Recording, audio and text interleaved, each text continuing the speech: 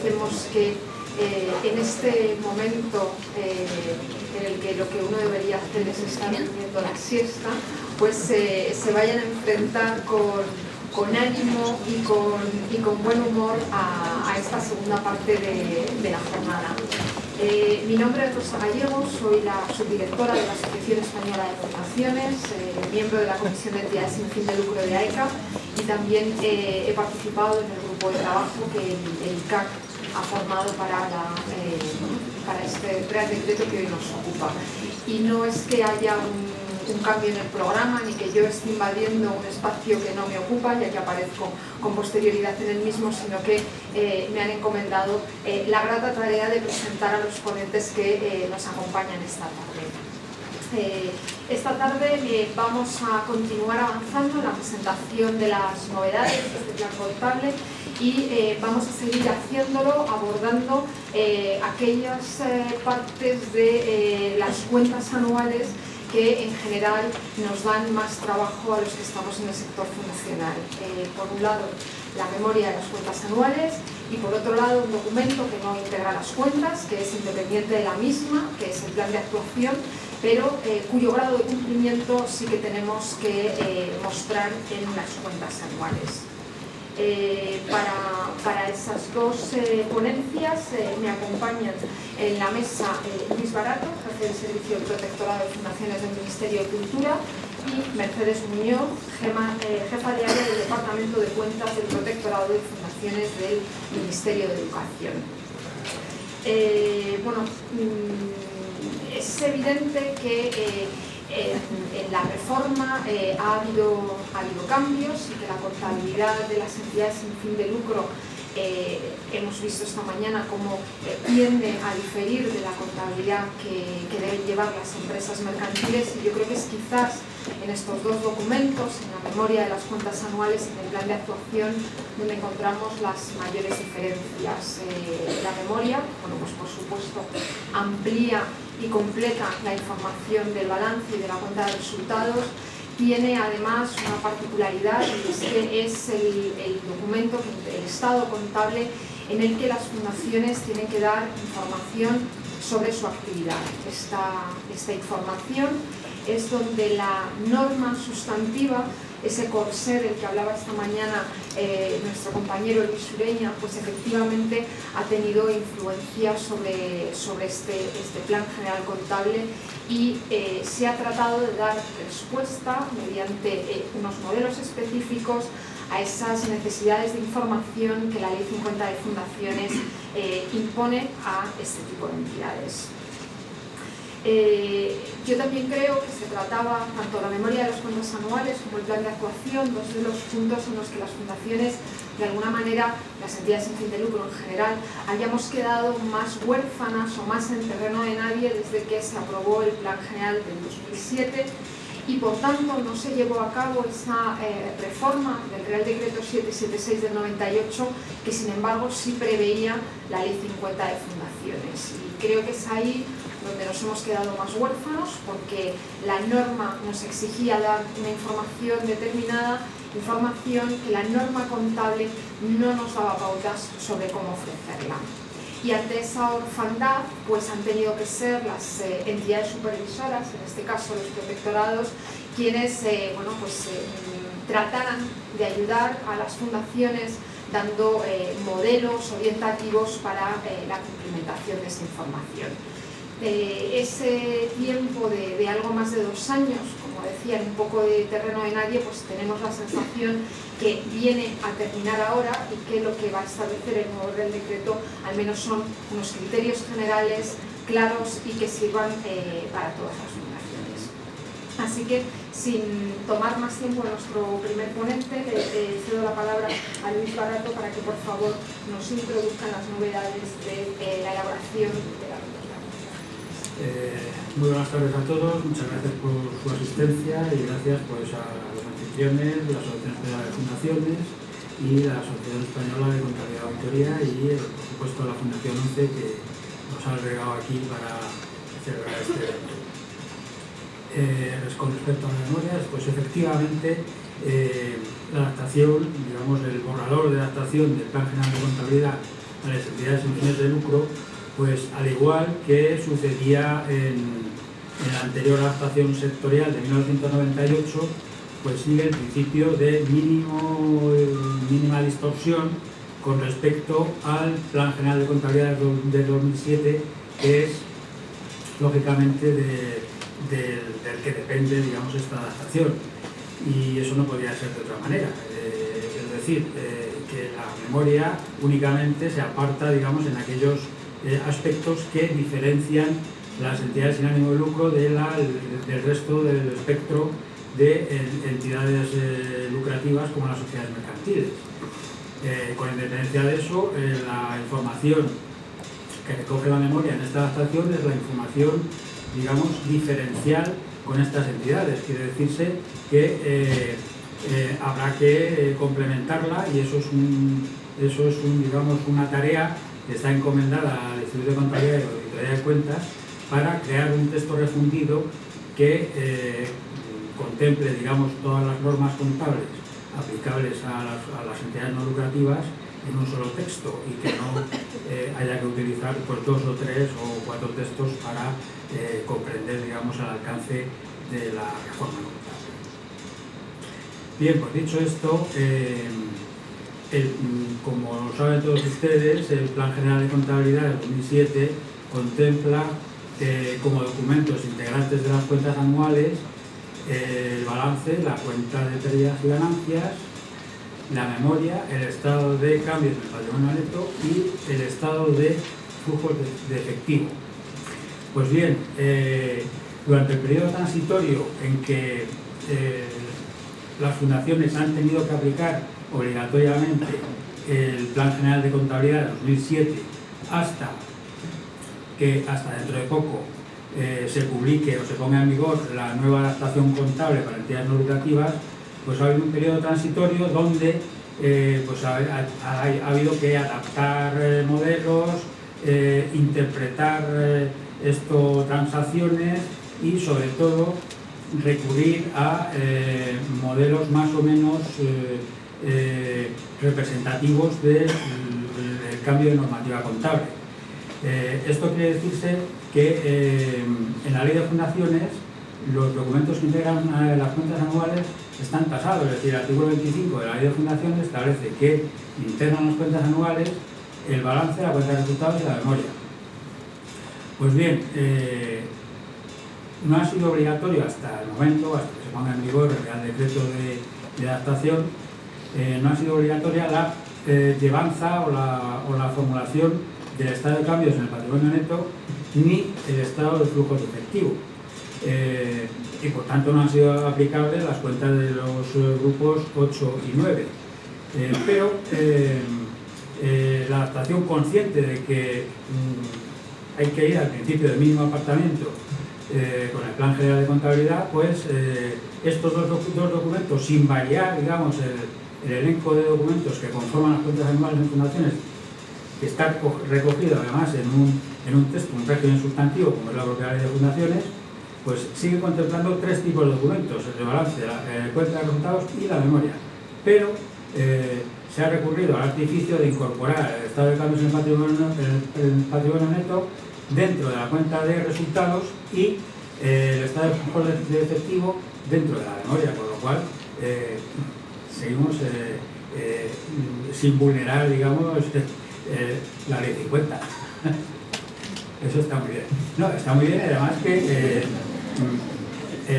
el estado de cambios del patrimonio neto, yo particularmente pienso que es un documento de mucha utilidad para cualquier tipo de entidades, y especialmente para las entidades sin ánimo de lucro, fundaciones, asociaciones, pues sencillamente porque el rol de las entidades no lucrativas es distinto del rol de una sociedad mercantil. Es decir, una fundación, una asociación, lo que su rol, digamos, es ingresar para gastar, a diferencia de una sociedad mercantil que lo que hace es gastar para ingresar, con lo cual, pues, miel sobre hojuelas. Tenemos un estado de flujo de efectivo, pero con el hándicap de que no la propia norma de adaptación establece que no es obligatorio su formulación y llevanza para todas aquellas entidades que estén obligadas a formular cuentas anuales en modelos abreviados. Quiere decir que el estado de flujos de efectivo solamente se restringe con carácter obligatorio a las entidades que puedan formular memoria en modelo normal. Mi consejo es que todas las fundaciones intenten al menos formularlo con carácter interno, aunque no lo presenten, digamos, integrando las cuentas anuales. Bien, pues como la memoria en el proyecto de adaptación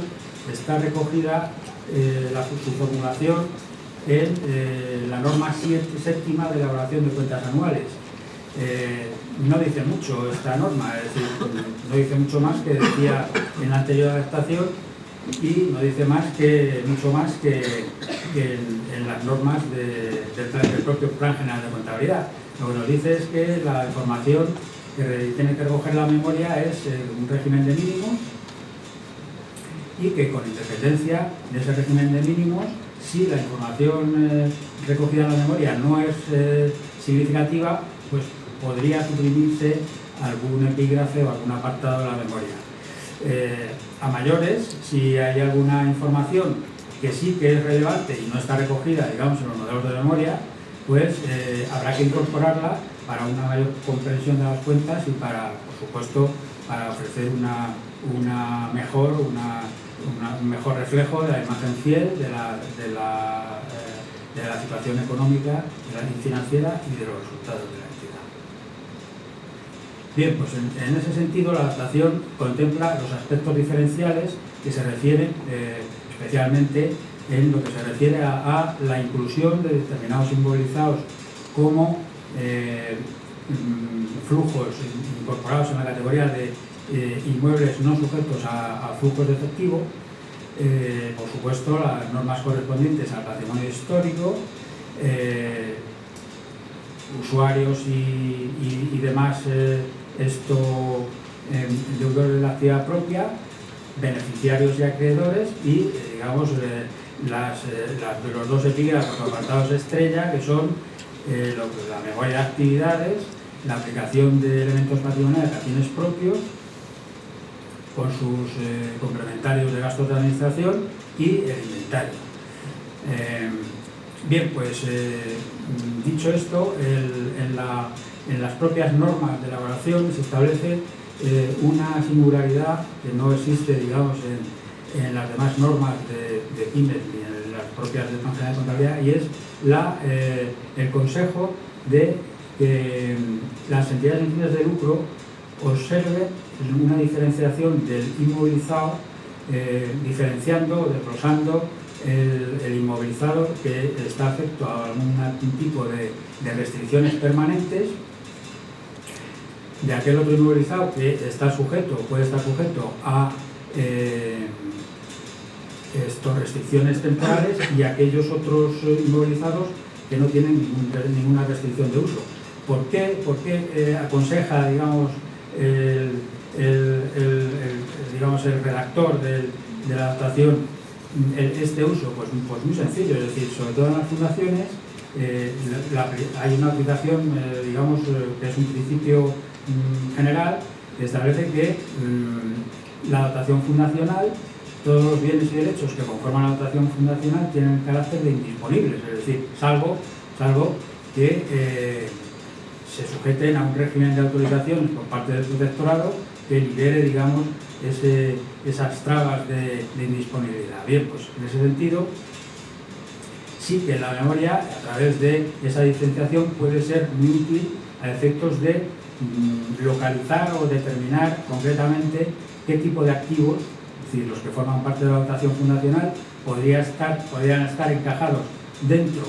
de la categoría de patrimonio sujeto a restricciones permanentes y bueno, todas aquellas vinculaciones de bienes o derechos que pudieran también afectarse al cumplimiento de fines, pero con carácter temporal, podrían estar incluidos dentro de la categoría de activos sujetos a restricciones temporales. o bien de presente o bien de futuro. Bien, esto en cuanto a las generalidades en torno a la memoria y hay una cuestión de que también recoge las normas de elaboración de cuentas anuales, en la norma 7, recoge la posibilidad de que las entidades no lucrativas, en conjunción con las actividades propias, realicen actividades mercantiles, en cuyo caso es un apartado que ya también estaba incluido en la adaptación sectorial de 1998, y entonces obliga, digamos, a incluir dentro del apartado de la memoria un epígrafe concreto cuya denominación es elementos patrimoniales afectos a la actividad mercantil, en el que se recogerán pues, con diferenciación de actividades, el inmovilizado, las inversiones inmobiliarias, las existencias y todos aquellos ingresos y gastos que conforman el resultado de explotación, así como la determinación del resultado de explotación de cada una de las actividades.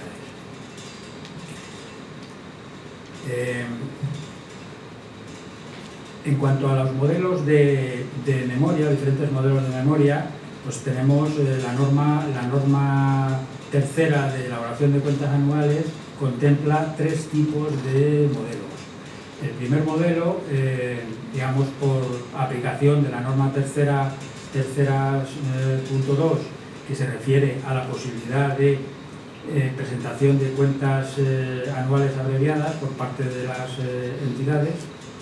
sería el modelo normal que se aplica a todas las entidades cuyos parámetros de medición se cumplan en dos de los 3 requisitos durante 2 ejercicios consecutivos, en cuanto al total de las partidas del activo superior a 2.850.000 euros, el volumen, el importe neto del volumen anual de ingresos contemplados en el sentido de ingresos de la actividad propia más las ventas y otros ingresos de la actividad mercantil, tiene que ser superior a 5.700.000 euros y el número de trabajadores empleados tiene que superar el límite de 50. Bien, pues todas estas entidades, por supuesto, no se pueden acoger al Plan General de Contabilidad de Pymes, pues porque superan, digamos, los parámetros para poderse acoger. Es decir, los parámetros para poderse acoger al Plan General de Contabilidad de Pymes son el total de partidas del activo que no supere 2.850.000 euros, que el importe neto de la cifra del volumen de ingresos anuales no supere 5.700.000 euros y el número medio de empleados no puede ser superior a 50. Pues bien, estas entidades, las entidades que estén obligadas por aplicación de esos parámetros a la formulación de una memoria en modelo normal, tendrán que seguir en todo caso en su integridad los criterios del Plan General de Contabilidad.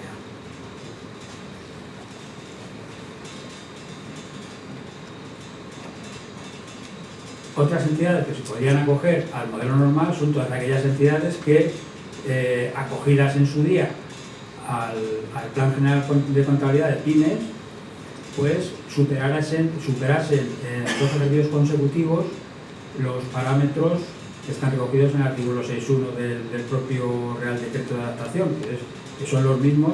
que para la formulación de cuentas anuales abreviadas, es decir, 2.850.000 de activo, 5.700.000 de volumen de ingresos y 50 como máximo de número de trabajadores.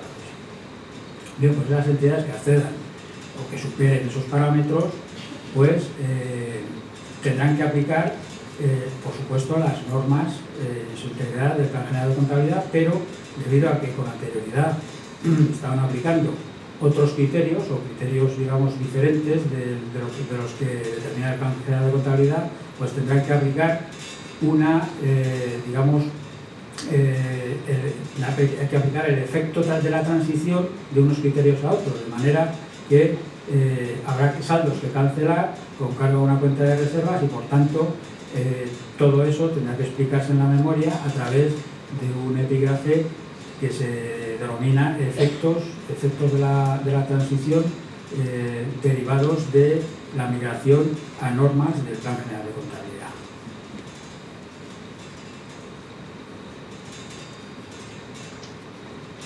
Memoria del modelo abreviado, pues pueden formular todas aquellas entidades cuyos, los cuales durante 2 ejercicios consecutivos no superen los parámetros de volúmenes total partida del activo 2.850.000 euros, volumen neto, el importe neto del volumen anual de ingresos no superior a 5.300.000 euros y número de trabajadores no superior a 50. Este tipo de entidades, por supuesto, se pueden acoger al Plan General de Contabilidad de Pymes y si hubieran migrado, digamos, de la aplicación de normas o criterios del Plan General de Contabilidad,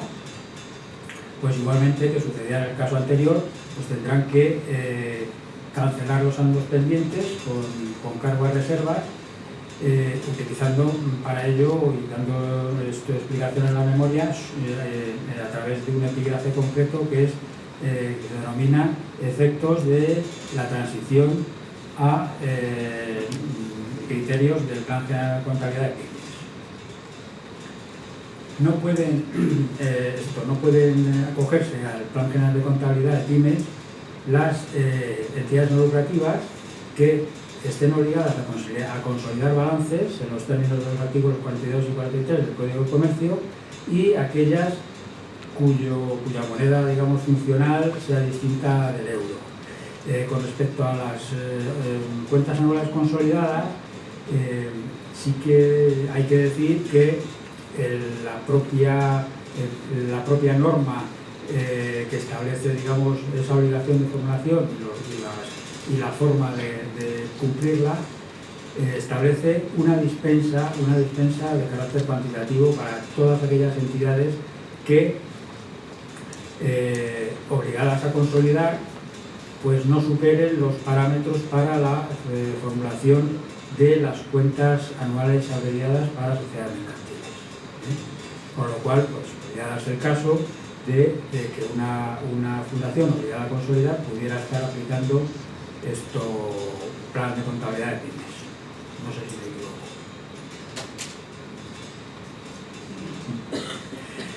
Bien. Tenemos otro modelo simplificado que es, digamos, una auténtica novedad para las entidades no lucrativas y que consiste en las entidades que hayan podido o que hayan optado por la aplicación del Plan General de Contabilidad de Pymes, pues pueden optar por adoptar los criterios para microempresas si se cumplen durante 2 ejercicios consecutivos 2 de los 3 siguientes parámetros, es decir, de total partida del activo no superior a 150.000 euros, cifra neta del volumen anual de ingresos no superior a 150.000 euros y número medio de personas empleadas durante el ejercicio no superior a 5. Igualmente que sucede en las migraciones al Plan General de Contabilidad o al Plan General de Pymes, el propio proyecto de decreto establece en una disposición adicional los criterios que tienen que adoptar estas entidades para recoger, digamos, el efecto resultante del abandono de criterios netos de contabilidad de pymes, de Plan General de Pymes para o de Plan General de Contabilidad para ajustarse a los criterios de Plan General de Pymes para microentidades.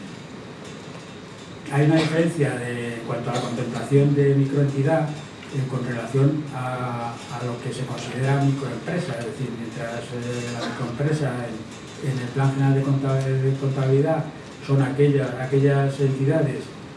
cuyo total de partidas del activo es de 1 millón de euros 2 millones de euros para la cifra neta del volumen de ingresos y 10 personas, bueno, pues aquí en microentidades es justamente muy diferente, es decir, son 150.000, 150.000, 5. A ver, se me dejo algo en el tintero.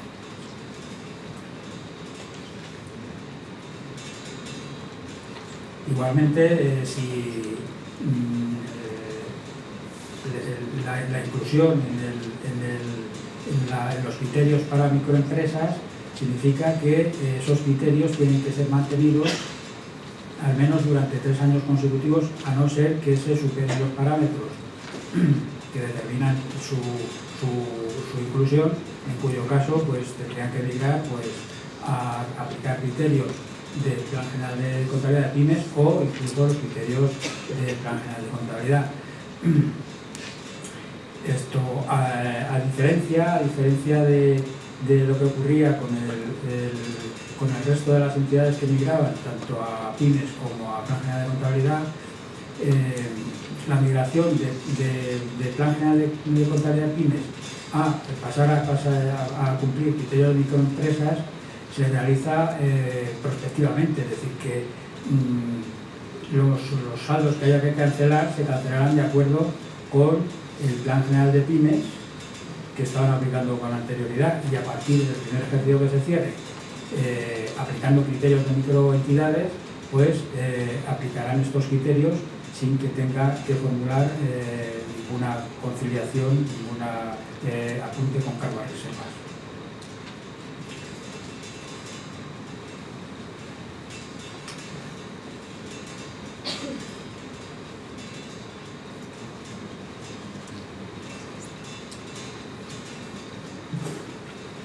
Bien, pues vamos a contemplar ahora el estado de flujo de efectivo, que es una novedad con respecto a lo que, como he dicho en el principio, ha sido la norma habitual en las entidades no lucrativas, es decir, así como si ha sido obligatorio para las sociedades mercantiles, en materia de fundaciones no ha sido aplicable por la interpretación de que la norma sustantiva establecía nada más que 3 documentos integrantes de las cuentas anuales, que son el balance de la cuenta de resultados y la memoria, y en relación con los 5 que establecía la propia legislación contable del 2007, que eran 5 documentos: el balance, cuenta de propiedades y ganancias, memoria, estado de cambios en el patrimonio y estado de flujo de efectivo. El estado de flujo de efectivo, pues como ya he dicho anteriormente, es un estado financiero pues muy útil y que bueno, pues su utilidad es aplicable pues, a todo tipo de entidades y cualquiera que sea su actividad, y especialmente pues, para las entidades no lucrativas, en el cual, digamos, el interés, digamos, especulativo que tiene, el afán de lucro, el interés especulativo que tienen las entidades que se dedican a ello, pues se ha sustituido pues, por el cumplimiento de un interés general a través de la satisfacción de necesidades sociales, especialmente sentidas por la comunidad y muy especialmente por los sectores más desfavorecidos de la población. El estado de flujos de efectivo está contemplado en la norma 8ª de elaboración y esto pues, podría definirse como aquel estado financiero básico que contempla por separado las diferentes categorías de efectivo que se obtiene por la entidad y su aplicación en el ejercicio, y que además tiene la posibilidad de medir, digamos, la capacidad que tiene la propia entidad para generar efectivo y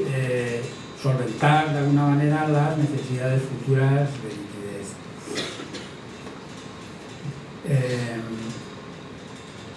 el origen del estado de flujo de efectivo tiene, digamos, una relación no muy directa, pero sí, digamos, relacionada con el antiguo cuadro de financiación, que esto también era un documento en su día exigible por la ley 3094. A diferencia del cuadro de financiación, pues, como todos sabemos, el cuadro de financiación mide las variaciones del capital circulante, tomando como referencia las variaciones en los elementos permanentes o no corrientes del patrimonio. Tiene su origen en la norma séptima de norma internacional de la NIC 7, norma internacional de contabilidad número 7, que digamos establece tres actividades digamos para todas las entidades, que son las actividades de explotación, las actividades de inversión y las actividades de financiación. Establece además unos métodos para su formulación. Para las actividades de explotación, que como sabemos son todas aquellas actividades que son la fuente más importante de los ingresos ordinarios de la entidad, pues establece, digamos, dos métodos para su elaboración, un método directo y un método indirecto. El método directo consiste en mostrar, digamos, por separado las diferentes categorías de cobros y pagos por su importe bruto. Es decir, utilizando, pues, digamos, el apoyo, digamos, de tener que acudir a los registros contables de la entidad. Y luego existe un método indirecto para la determinación de los flujos de efectivo por operaciones de explotación, que se llama el método indirecto, que a diferencia del anterior lo que hace es que parte, digamos, del saldo de la cuenta de pérdidas y ganancias en términos netos, que es, digamos, resultados antes de impuestos, y aplica una serie de correcciones o ajustes, eliminando todas aquellas partidas de la cuenta de resultados que no van a tener una significación financiera, aunque sí tienen un sentido económico, como pueden ser las amortizaciones, las correcciones valorativas por deterioro, las variaciones de las provisiones, las diferencias de cambio, las imputaciones de subvenciones, donaciones y legados. Bueno, pues todas estas categorías que no tienen una significación financiera son las que forman los ajustes de eliminación junto con todas aquellas pérdidas o ganancias o partidas incluidas en la cuenta de pérdidas y ganancias que no tengan una significación o que no sean, digamos, efectivos, como pueden ser las operaciones de inversión o las operaciones de financiación. La norma octava de elaboración de cuentas anuales define lo que se considera efectivo, que es el sumatorio de la partida B7 del activo del balance, que es los efectivos en caja, los depósitos bancarios a la vista y luego todo un elenco de elementos que es lo que llama, digamos, equivalentes al efectivo, que son, pues, activos financieros a muy corto plazo, cuyo vencimiento no supera los 3 meses, que son de muy alta liquidez y fácilmente convertibles en efectivo, y que además estén sujetos a muy pocas variaciones en cuanto a su valoración y además forman parte de la política de tesorería de la entidad. Bien, pues el flujo de efectivo por las operaciones de explotación se recoge en un cuadro, que no sé si lo tienen ustedes por ahí, que recoge las 3 categorías de fuentes de efectivo. En la parte de flujo de efectivo de actividades de explotación ya hemos recogido las actividades, las operaciones de eliminación, bien porque no van a tener una significación financiera o bien porque se refiere a partidas que van a tener un reflejo, digamos, independiente en el propio estado del flujo de efectivo, o bien que se trate de partidas que tienen que ver con la inversión o financiación. En ese sentido, pues habría que también eliminar pues todas aquellas cuentas representativas de resultados de enajenación de inmovilizado, así como los resultados de enajenación de instrumentos financieros, que formarían parte de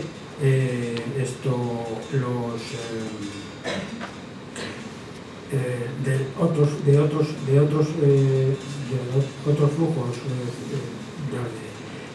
flujos financieros de la explotación y otros que son integrantes de los flujos de inversión. Pues bien, una vez realizadas las operaciones de eliminación,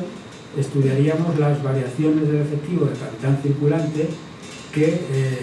para eso se utilizaría el método de las diferencias netas, es decir, excluir todas aquellas partidas que van a tener o que han tenido, digamos, un significado de cobros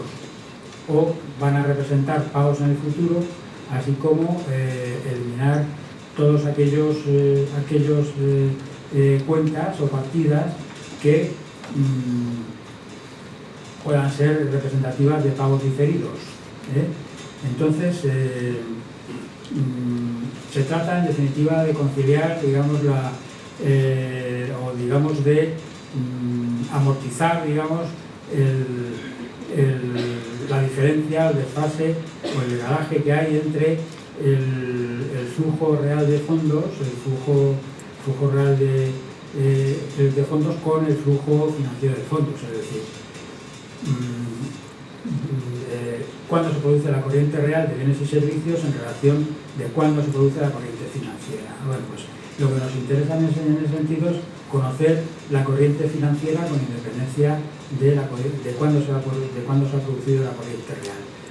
En ese sentido, pues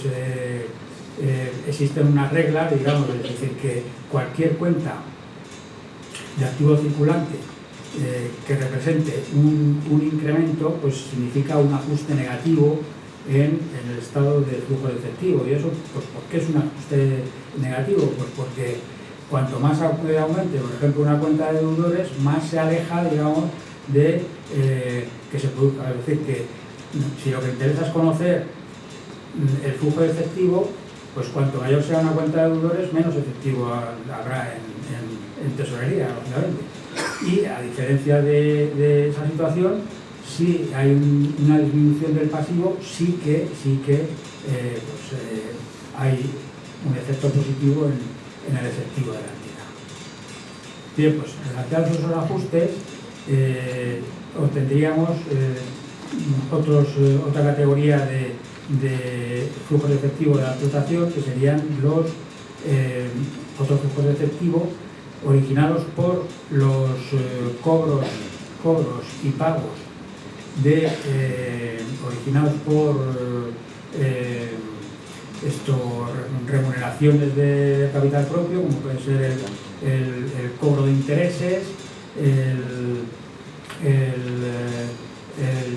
cobro y pago cobro de deudas y pago de deudas, así como la aplicación del efecto impositivo, es decir, hemos partido del resultado del ejercicio antes de impuestos y, digamos, la partida inmediatamente que resta para calcular el excedente total es el impuesto sobre el beneficio. Bueno, pues bien, esa partida de impuestos sobre beneficios va directamente a esa categoría de flujos de efectivo, de otros flujos de efectivo por operaciones de liquidación. Es lo que en lo que se refiere a las operaciones de explotación. En las operaciones de inversión, pues lo que se pretende es pues adquirir inmovilizado instrumentos financieros que nos permitan en un futuro pues incrementarnos nuestro flujo de efectivo, es decir, evitar de alguna manera que tengamos que recurrir a una financiación ajena para financiar nuestra actividad operativa, es decir, para financiar nuestras actividades propias de la Fundación. Para la obtención, digamos, de este flujo se utiliza el método directo, es decir, hay que recurrir necesariamente a los registros contables de la entidad para extraer, digamos, las partidas de cobros y pagos por estos conceptos. En cuanto a los flujos de financiación, pues de lo que se trata es de determinar, digamos, qué cantidad de efectivo vamos a necesitar pues, para satisfacer nuestros compromisos de pago con suministradores de capital de la entidad, es decir, entidades bancarias, puede ser entidades del grupo, aportantes a la dotación fundacional o al fondo social, disminuciones al fondo social. Curiosamente, en el modelo de estado de flujos de efectivo no se recoge las disminuciones de la dotación fundacional, y eso es un hecho que a mí me ha chocado, porque efectivamente en la propia normativa de fundaciones no se recoge en ningún momento que la dotación fundacional se pueda reducir. Es decir, solamente existe un ejemplo, digamos, o un rastro de reducción de dotación fundacional en el reglamento del registro de fundaciones, pero no en la propia ley, con lo cual, bueno, pues quizás o puede ser un olvido o puede ser que se haya considerado con cabeza que no se incluya esta partida.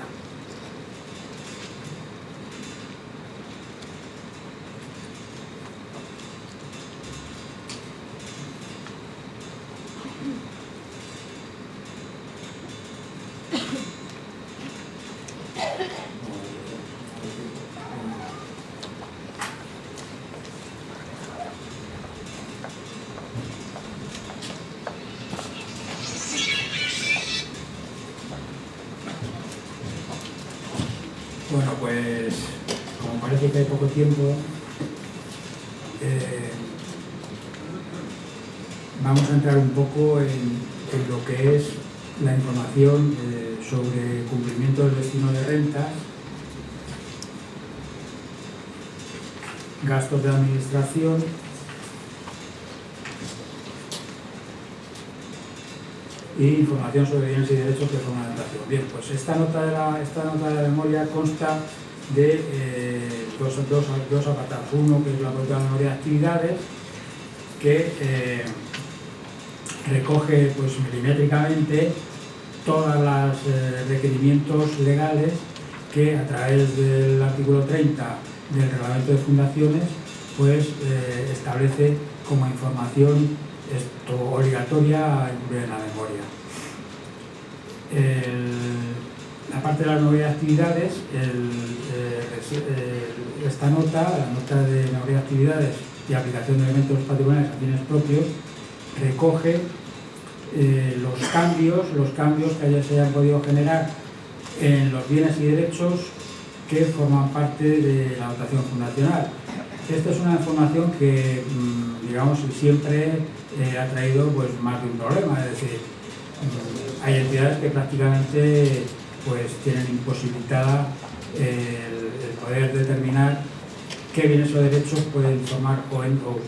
cada momento forman parte de la dotación fundacional, bien porque no han llevado cuenta en su momento, desde su constitución, de la llevanza de una relación que expresase, digamos, en todo momento cuáles son los integrantes, o bien sencillamente que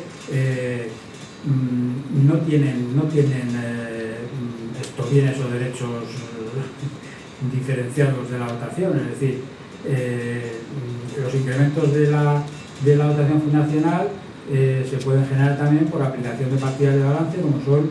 la aplicación de resultados, es decir, la aplicación de resultados, pues, evidentemente tiene una contrapartida en el activo, es decir, pues estará invertido pues a lo mejor una parte en inmuebles, otra parte en circulante, pero es imposible determinar concretamente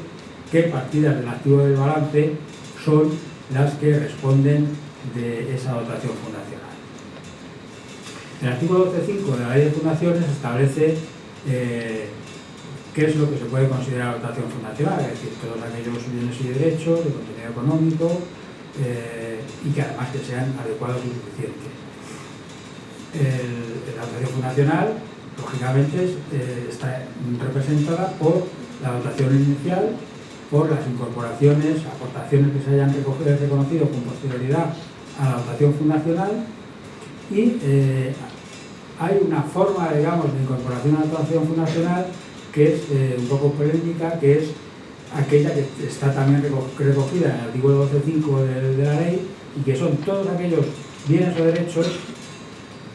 afectados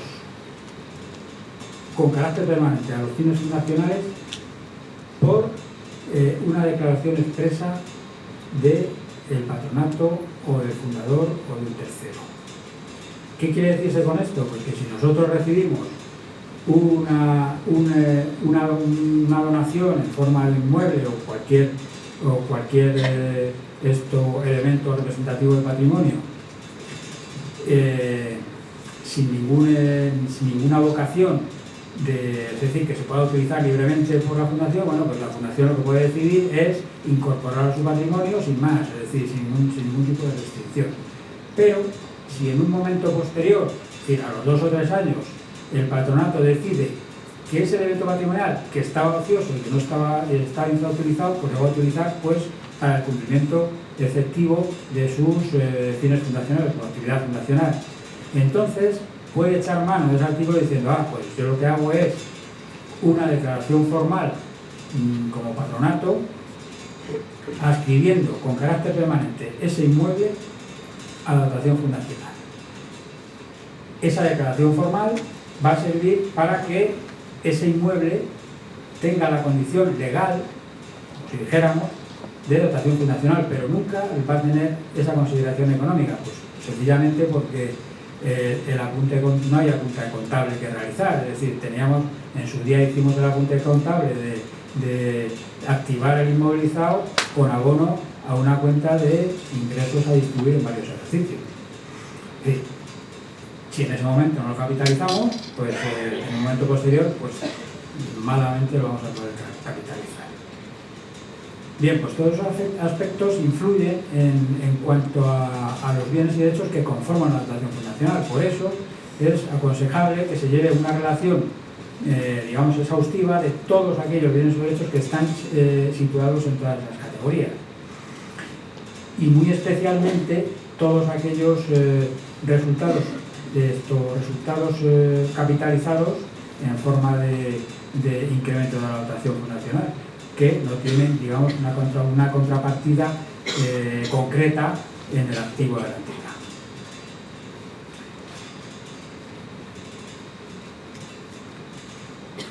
La dotación fundacional también, como todos sabemos, está, digamos, influida por el principio de subrogación real, es decir, el principio de que unos bienes pueden sustituirse por otros, de forma que los bienes sustituidos van a seguir el mismo régimen que los bienes que han salido del patrimonio de la entidad. Esta subrogación real, ¿qué supone? Pues que la transformación, por ejemplo, si nosotros tenemos un inmueble y queremos está formando parte de la dotación fundacional y queremos enajenarlo, pues tenemos que pedir autorización al protectorado para que el inmueble o el valor que entre a formar parte nuevamente del patrimonio pueda tener también ese carácter. Bien, pues todo eso es la información que a mi juicio debe darse en cuanto a este apartado concreto de la memoria. Y en cuanto a la famosa aplicación del destino de rentas, bueno, pues por fin los cuadros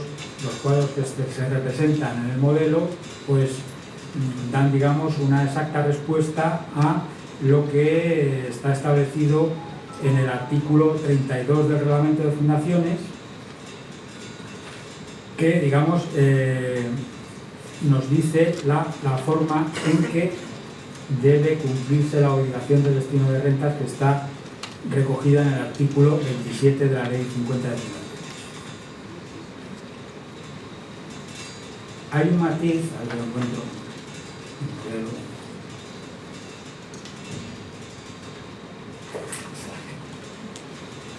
hay un matiz que sí deberíamos considerar en un momento.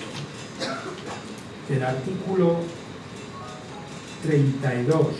del reglamento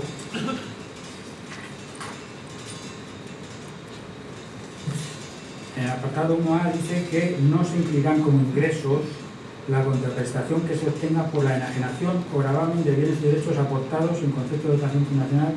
por el fundador, terceras personas, así como aquellos otros afectados por el patrimonio con carácter permanente a los fines fundacionales. Bien, pues aquí lo que dice es la contraprestación, es decir, que naturalmente el precio obtenido por la venta de cualquier elemento patrimonial que forme parte de la fundación no es un ingreso del ejercicio, es decir, el ingreso del ejercicio tiene que ser la plusvalía obtenida. Pues bien, este aspecto aquí en el cuadro de aplicación de rentas que figura en la adaptación contable, pues ha corregido, porque como ajustes negativos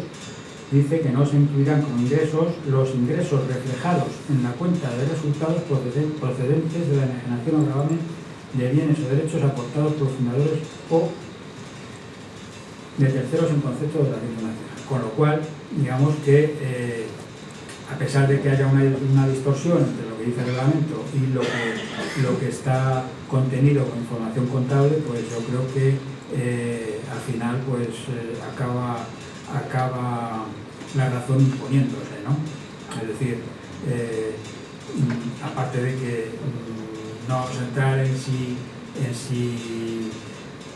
la venta de la enajenación de un bien que forma parte de la dotación fundacional, pues necesariamente la contraprestación tiene o no que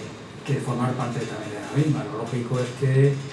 precisamente a lo mejor el ánimo de la entidad no es precisamente incrementar la dotación fundacional, sino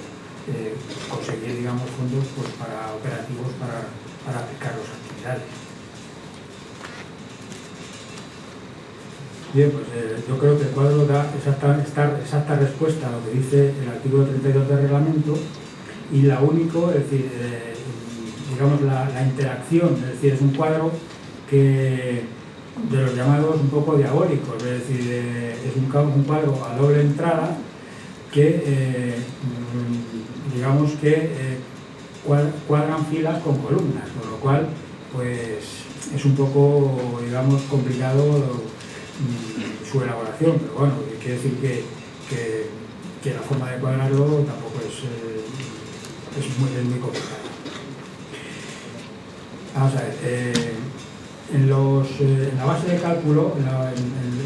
cálculo pueden estar incluidas, están incluidas todas aquellas partidas de la cuenta de resultados que son, digamos, aplicación neta o directa del cumplimiento de los fines, y están incluidas también todos aquellos gastos comunes que son los gastos de gestión cuya proporción pueda imputarse directamente a las actividades en cumplimiento de fines. En cuanto a renta a destinar, pues cabe señalar que pues, la entidad pues, bien puede no ajustarse a los límites de la... Bien pueden ajustarse a los límites legales, es decir, el 70%, es decir, la entidad puede ir, digamos, a más, es decir, puede ir al 80, al 90 o incluso al 100. ¿Qué quiere decirse con esto? Pues que dependiendo de eso vamos a obtener unas diferencias como importe pendiente o importe, digamos, sobrante, digamos. La norma nos dice que si hay, digamos, excedentes en un ejercicio de aplicación de rentas, ese excedente se aplica a compensar los déficits de aplicación de rentas de ejercicios anteriores. Pero ¿qué pasaría, por ejemplo, de manera que si a pesar de eso la entidad al cabo del del transcurso del periodo de los 4 años está en incumplimiento en el año -4, pues ¿qué pasaría? Pues que ese incumplimiento ya sería irreversible. Y las cantidades pendientes que tuviese en ese año desaparecerían de este marco. Es decir, si por ejemplo la entidad en el año -4 resultase con un déficit de 100, por ejemplo, en cuanto a la aplicación efectiva de rentas, pues esos 100 desaparecerían del cuadro. Exactamente igual que si tuviéramos un superávit. Es decir, terminado el plazo de los 4 años, se, digamos, recompone otra vez los periodos temporales y las cifras. Si al cabo del 4º año tenemos un excedente de rentas no aplicadas, porque tenemos, digamos, todos los ejercicios cubiertos, perderíamos, digamos, ese excedente en beneficio, en perjuicio, digamos, de ejercicios futuros que pudieran potencialmente resultar deficitarios.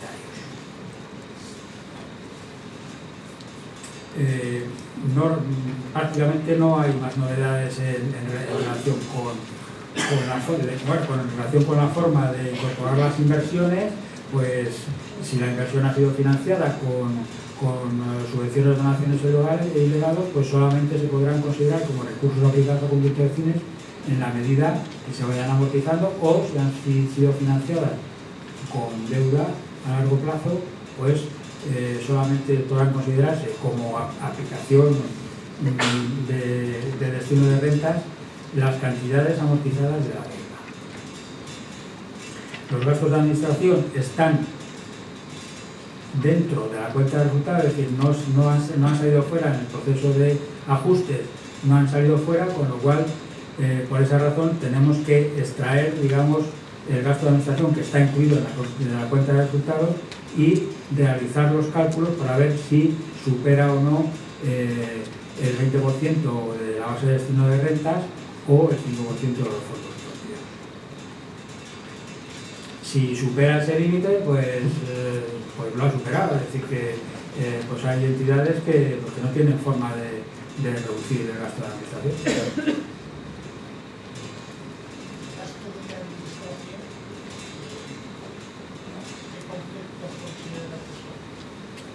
Ese es un concepto muy relativo. A ver, pues depende, que depende, hay mucha casuística. Es decir, por ejemplo, una fundación operativa pues tendrá muy poco gasto de administración. Una fundación patrimonialista pues tendrá mucho. Claro, todas aquellas fundaciones que tengan mayoritariamente patrimonios para afectar sus rendimientos a los fines nacionales, pues tienen que tener una estructura mucho más sólida que una fundación que nada más que tiene, digamos, se mantiene con fondos operativos, es decir, y solamente se financia con subvenciones públicas o donativos particulares. Es decir, entonces conste que los gastos de administración no son únicamente los gastos de reembolso. No, son los gastos, pues pueden ser los gastos de administración de la cartera de valores o pueden ser también los gastos de mantenimiento de un inmueble que sea propiedad de la fundación, por ejemplo. O sea, eso es muy casuístico, por ejemplo. Es decir, no hay, digamos, una pauta o un axioma de decir esto sí, esto no. Es decir, yo casi consideraría que serían una categoría más de gastos comunes. Los gastos de administración, pues prácticamente yo creo que yo los suprimiría de la normativa, directamente.